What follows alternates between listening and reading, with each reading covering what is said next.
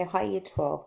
We're now studying combinations of transformations, and we're just going to simplify what we've previously done in the last two sections and what we've looked at in Year 11 with our transformations. So our discussion can basically be simplified to translations and dilations.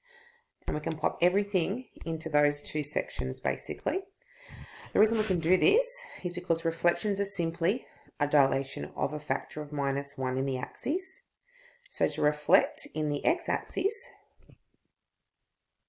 we change y to y over -1, and to reflect in the y-axis, we're changing x to x over 1. And the rotation is then achieved by applying dilutions to both axes. To summarize the difference below, so previously reflection in the y-axis we've just thought of as f of x is going to f of minus x. We're pretty much doing the same thing, and we're just saying x is going to x over -1. So basically these are the same thing. There's a minus x, it's going to be a minus x. So there's no change there at all. A reflection in the x-axis we've thought of as f of x is going to minus f of x, which is what's happening. Y is just going to minus y. So same thing, just a different way of formatting that. So we're basically looking at two things. We're looking at translations and dilation. So I'll just make a little summary up there. So translations is where we move the curve around, or where we move the curve around the place. And our other one are dilations, where we can basically change the shape of the curve altogether, depending on what we dilate it by. I'll write that as well. We can change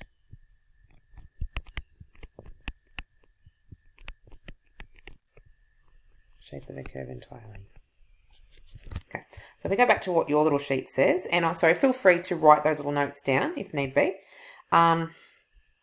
So we can now look at transforming horizontally and vertically, and dilating or stretching horizontally and vertically. So I'm going to call this one over here a dilation.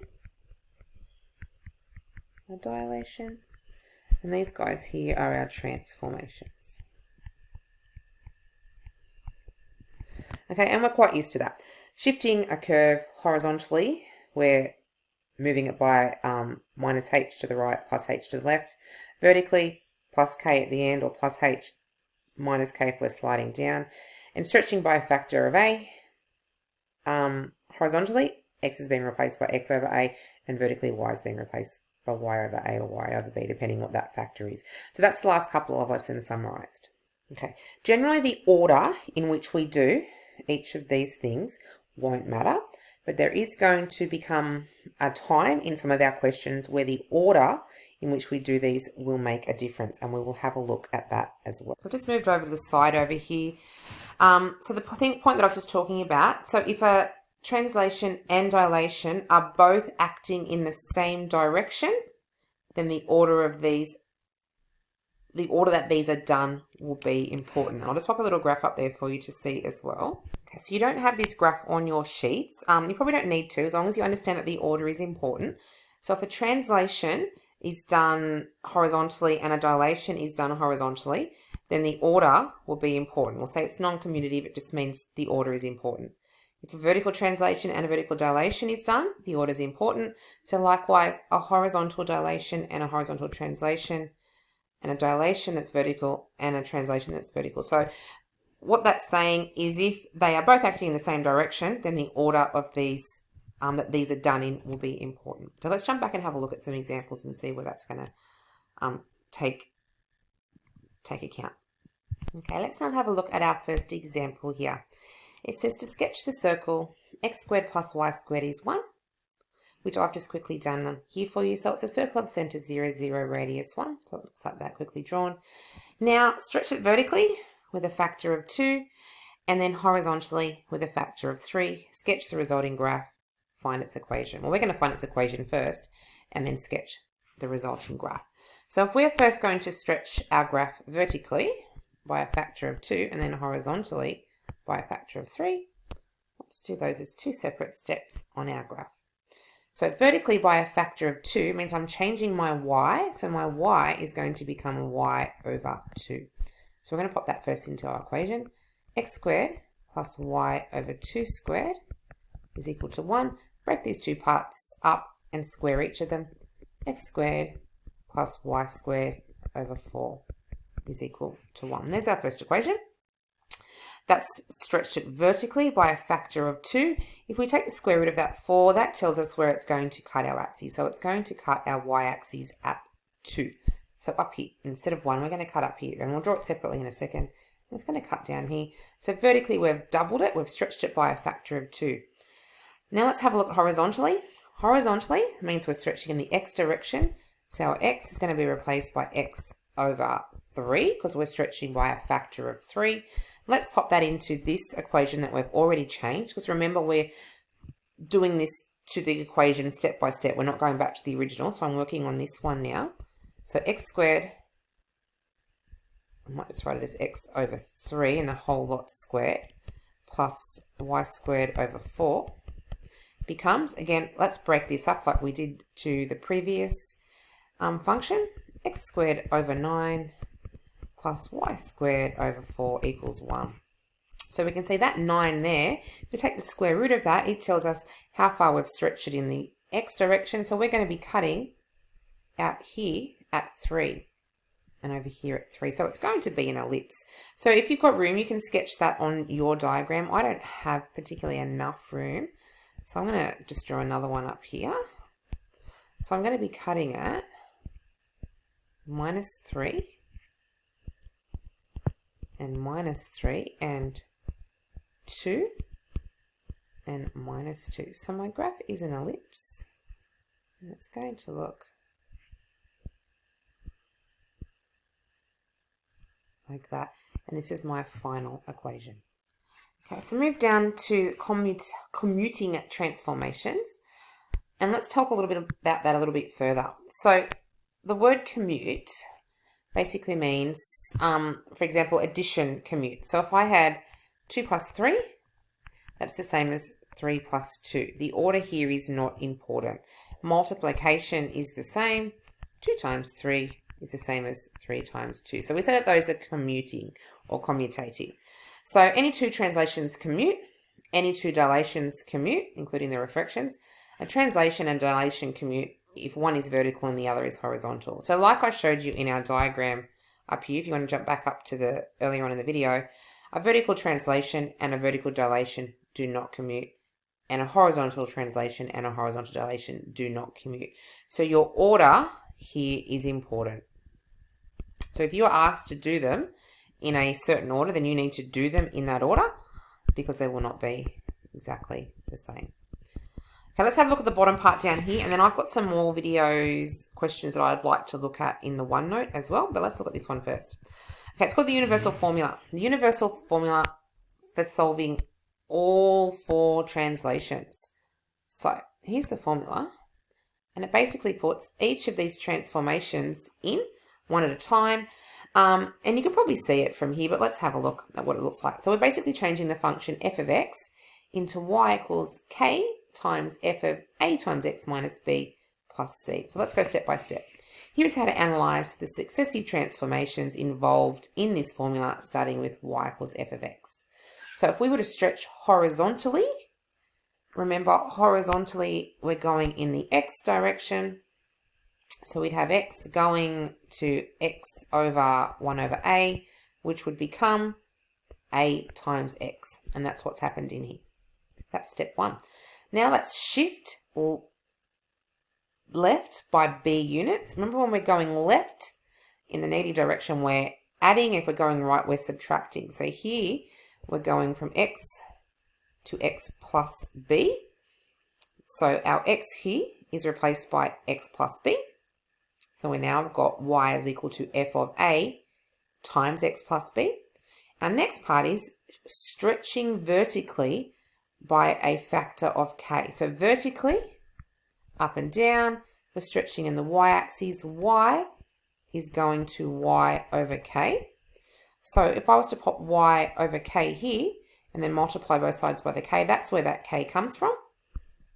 So it was a divided by on this side. We've multiplied it out. We now have that k on the right-hand side. And our last one is shifting up c units, and that's a nice easy one. We just tack plus c on to the end. So that's the universal formula that brings into account all 4 transformations. Okay, now that was not probably in-depth enough. That'll get you through most of the questions, but we're now working on 2F, and I would like to move over to 2F here in the OneNote. If you want to pause and go on and have a go at the exercises 2F, you can see the questions that are required. Where are we? Question 1, 3, 5, 6, and 8. Okay, but I'm going to pop some more videos, continuation videos, sorry, in here working through some questions. So I'm going to do that now. So feel free to pause it, but I think we need to have a look at this. So here's the first question in the OneNote. It says, the reflection in the y-axis, which is also called a horizontal dilation by factor -1, and the translation left 2 units are applied successively to the circle x plus 3 squared plus y equals 1. Find the equation of the resulting graph and sketch it. Okay, let's work through it. Oh, and then we're going to do it backwards. So step 1, our original circle, here it is, x plus 3 all squared plus y squared is equal to 1. But it's a circle of centre -3, 0, radius 1. And I've sketched that in red over here on our Cartesian plane. It's over here. Okay, our first step says that it was reflected in the y-axis. So a reflection in the y-axis, we've always thought of as f of x is equal to f of minus x. So what we're actually having happen is x is going to x on -1. And that's what I've done to this formula. Our original formula up here has had the minus x, the x changed to a minus x. So I've got minus x plus 3 all squared plus y squared equals 1. We can't leave that minus in there, okay? We need to get it out. So I factorised my -1 inside that bracket still. And so inside I have a -1 times x minus 3 and that whole lot squared.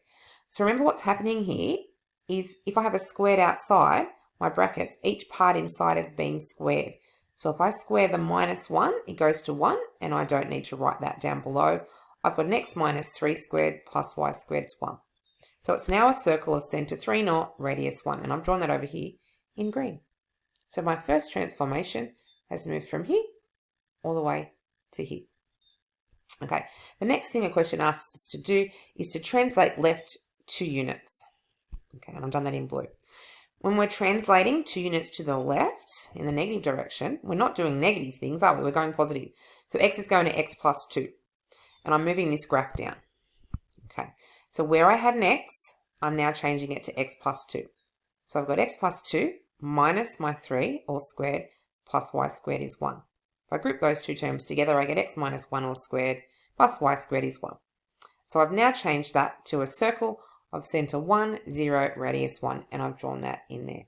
So there are 2 transformations. We've gone from here to here to here. That's our first thing we needed to do. Now, let's read part B of the question. Part B says, repeat when the transformations are done in the reverse order. Okay, so we're going to start with our original graph here. So our x plus 3 all squared plus y squared is 1. So we're going to start here, and we're going to now translate it 2 units to the left and then reflect it in the y-axis. So we'll pop A over here. I'll do B on this side, and we'll start with this graph. So we'll start with an original.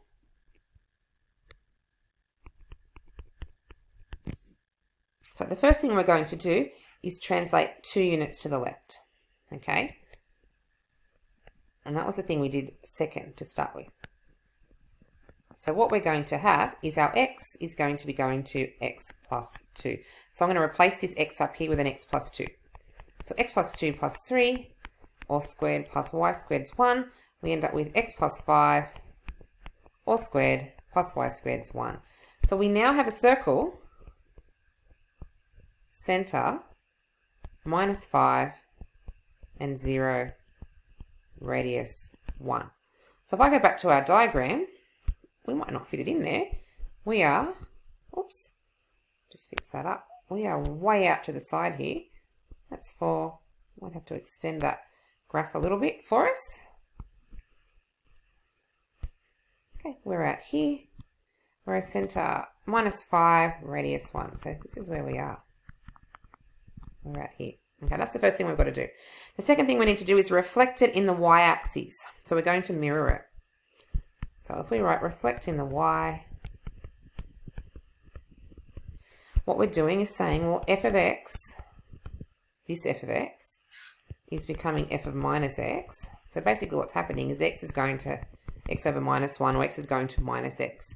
So I'm going to replace my x in here by minus x. So minus x plus 5, all squared, plus y squared is equal to 1. I can't have a minus out there. I need to factorize that -1 out. So I'm going to have a -1 out the front, x minus 5 inside. All that's still squared. So if you were to open these brackets back up, you're going to get the term up above, minus x plus 5. This is a trick you need to know. If we need to reverse the signs or get rid of the negative, you're going to need to know to factor out that -1. Okay, this is what we've got. Now, that squared is applied to the -1, and it's also applied to the x minus 5. So -1 squared is just 1. I'm not going to write that in. And we've got x minus 5 all squared plus y squared is equal to 1. So we have a circle, center, 5, 0, radius 1. So let's pop that on our graph. Oops, see if we can get to that graph. We are over here. So we're mirroring in the axes, and we're going to be way over here. That's our 5.